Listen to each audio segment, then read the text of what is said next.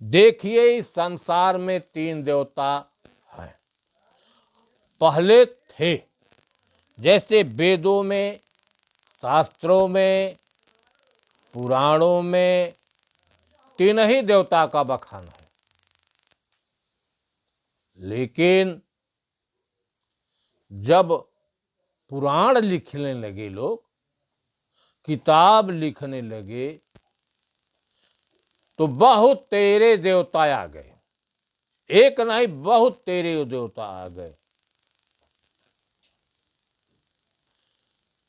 जैसे हैं ब्रह्मा है, विष्णु है, शंकर है, आद्या है, यावत इतना नहीं 33 करोड़ देवताओं की व्याख्या शास्त्रों में मिलती है। 33 करोड़ देवताओं की व्याख्या शास्त्रों में मिलती है। लेकिन इनके पहले जब वेद थे, श्रुतियां थी, उपनिषद थी, तो केवल 3 ही देवताओं का वर्णन मिला। लेकिन जब व्यास जी हो गए, किताबें लिखी गई, पुराणे लिखी गए, तो अगणित देवता हो गए। अगणित देवता जो है, लोगों ने माना है कि यही देवता है। प्रश्न उठता है वास्तविकता में कि देवता 3 ठो कौन है, जो शास्त्रों में वर्णित। विचार करने से यही सिद्ध होता है कि जो 3 देवता हैं, पहला देवता है हमारे माता, दूसरे देवता हैं हमारे पिता, और तीसरे देवता हैं गुरु। गणित करने के बाद, विचार करने के बाद यही सिद्ध होता है कि जो पहले ऋषियों महर्षियों ने निर्णय लिया था कि 3 देवता महान है, आज भी यथार्थ विचार करने पर यही 3 सिद्ध होते हैं कि देवताओं से हमें कुछ नहीं प्राप्त होता। न देवता हमें ज्ञान दे सकते हैं, न हमें भव बंधन से छुड़ा सकते हैं, और उनसे कुछ मांगे तो वह दे भी नहीं सकते। देवताओं की यह गति है। लेकिन जो हमारे माता पिता हैं, वह देने वाले हैं।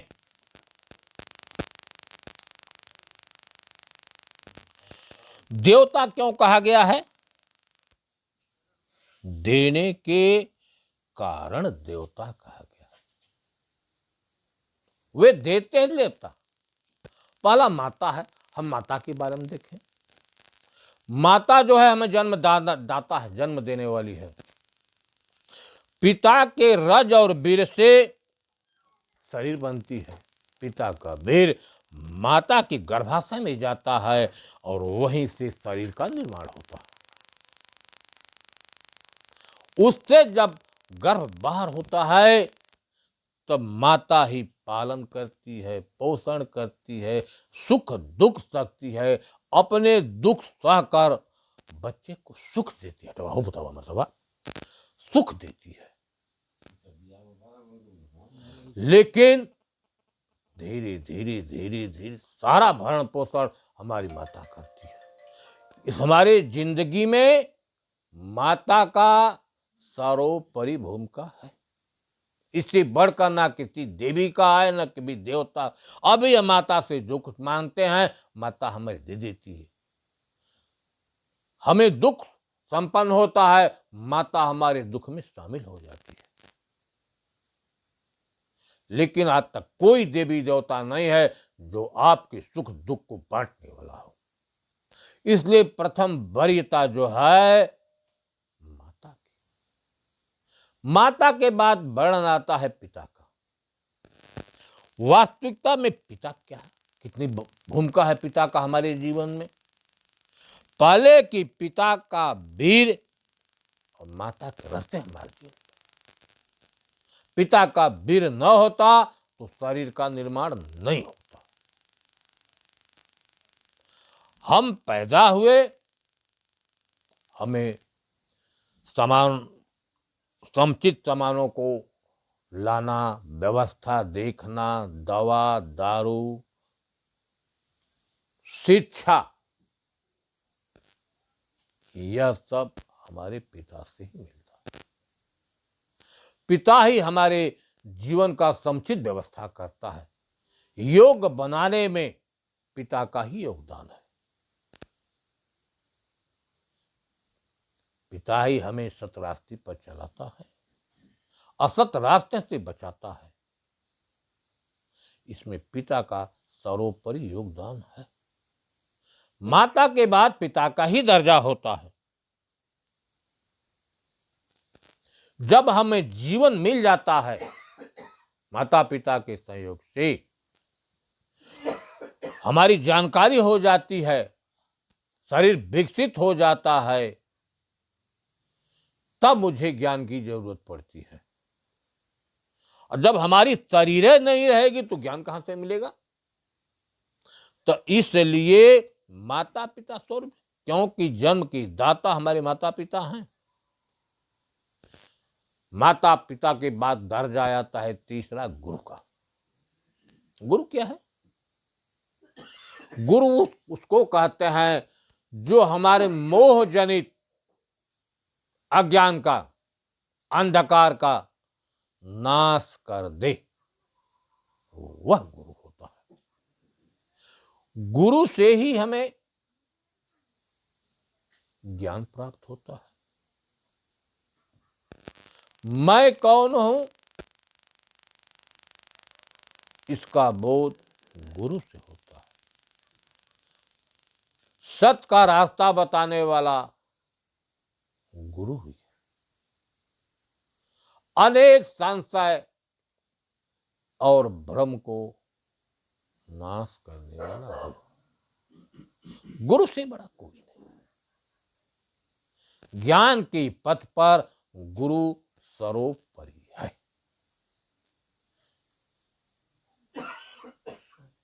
इस शरीर में गुरु है ज्ञान। गुरु का थोड़ा परिभाषा देखिए, एक भजन के माध्यम में गुरु का कितना बड़ा महत्व है कि गुरु सम के कर बड़ा रे परिवारी। गुरु के समान किसका बड़ा परिवार है? कबीर साहब ने कहा, सत्य है पिता धर्म मोर भ्राता, लाज लगैले महतारी। सत्य पिता है, धर्म के रास्ते पर धर्म जो है भ्राता है, और जो लज्जा है वह महतारी। शील है बहन संतोष है पुत्री, क्षमा हमारी नारी।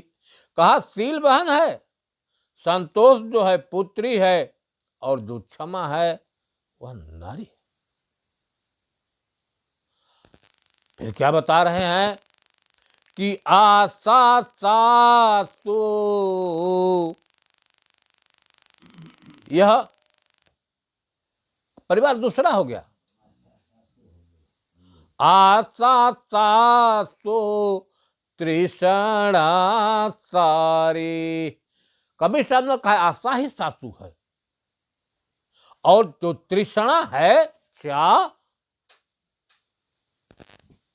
आशा सासु तृष्णा सारे, लोभ मोह ससुरारी।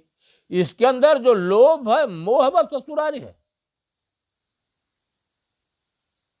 तब बता रहे कि ज्ञान है गुरु, ज्ञान ही हमें अच्छे बुरे कर्मों से बचाता है। सत्य के रास्ते पर चलने वाला ज्ञान ही है। ज्ञान है गुरु, विवेक है चेला, सदा रहो ब्रह्मचारी। ब्रह्म में तुम्हारी चर्या होनी चाहिए। सदा रहो ब्रह्मचारी, तुम्हारी चर्या ब्रह्म में। ब्रह्मचर्य इसीलिए कहा गया है कि ब्रह्म में चर्या, हमेशा स्थिति, केवल ब्रह्म के बारे में सोचना, विचारना, उसमें मन लगाना, यह ब्रह्मचर्य। पारख पद के बसले नगरिया, साहेब कबीर। अब समस्या होता है कि पारख पद है क्या? पारख पद किसे कहते हैं? जासो सकलो परखिया, सो पारख निज रूप। जो सबको पूछा था, जो सबको परखने वाला है, जानने वाला है, वह परख। तहां रहो स्थिर तू, नहीं जाई भ्रम कूप। जो सबको परखने वाला वही सारा, वही पारक है, वह माया नहीं है, न प्रकृति है। सर्वहु को जाने सो तो, सर्वहु से न्यारा रहे। सोए निज रूप गोरो पारख लखायो है। जो सबका जनैया है, सबका मतलब अंतःकरण समेत और वाह इंद्रियों की, जो सबको जानने वाला है, वही पारक है। वही पे स्थिर हो जाओ। पांच तत्व देह जड़ या को नास्तिक जान, या में रहिया को लख सो पारख पहचान। जो पांच तत्व है और जो जड़ की बनी शरीर है, इसमें रहकर जो सबको लखने वाला है, सबको जानने वाला है, वही पारक है, वही चेतन। पारख पारखिए कहें भिन्न भेद कचुनाई, देह बिलास कर भेद है सो गुरु दिया। पारख और पारखी, पारख क्या है और पारखी क्या? पारख जो है चेतन आत्मा, पारखी कौन है? जिसको परखने वाला है, जानने वाला।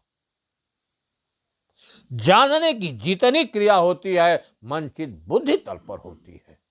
बुद्धि के अंदर चेतन का प्रकाश है, यह भी प्रकाशित है। पारक को जानने वाली, अनुभव करने वाली बुद्धि है, दोनों एक है। बुद्धि के अंदर चेतन का भिन्न भेद कछु नाय, कोई भेद नहीं है, केवल देह बिलास कर भेद है सो गुरु दिया बता।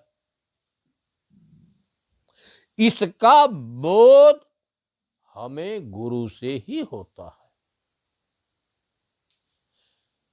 चेतन तत्व का, प्रकृति का बोध, माया का बोध, लक्षण बताने वाला गुरु है।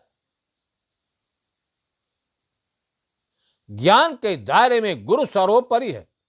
कोई देवी देवता न हमें ज्ञान दे सकते हैं, न कोई देवी देवता हमें शरीर दे सकते हैं। अगर शरीर देने में अहम भूमिका है तो हमारे माता और पिता का, क्योंकि जब शरीर रहेगा तभी कुछ हम जान सकते हैं। जब शरीर नहीं रहेगा क्या जानेंगे? शरीर रहने के पहले इसी ब्रह्मांड में मैं सूक्ष्म रूप से भ्रमण करता था, लेकिन जब शरीर मिली माता पिता के जरिए, जब घर मिला तब मैं घर में आया। जब घर में आए तब गुरु से मुलाकात हुई।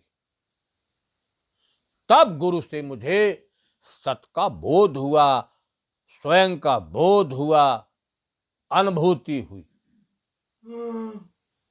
ज्ञान के मार्ग में गुरु सर्वोपरि है, लेकिन हम दर्जा देते हैं पहले माता का, क्योंकि माता हमें जन्म दिया है, उसी के तन से हमारा शरीर निकला है और पालन पोषण भी किया है, अपने को दुख सही और हमें सुख दिया, इसलिए प्रथम दर्जा माता का है। उसके बाद पिता, क्योंकि माता पिता के दोनों के सहयोग से शरीर बनी है। शरीर बनी तब हमें गुरु की जरूरत होती है, तब तीसरा दर्जा गुरु का है। इसलिए इस जगत में तीन ही देवता प्रधान है, माता पिता और गुरु, जो आपके हमेशा सुख दुख में साथ रहने वाले हैं, आपके पथ प्रदर्शक हैं।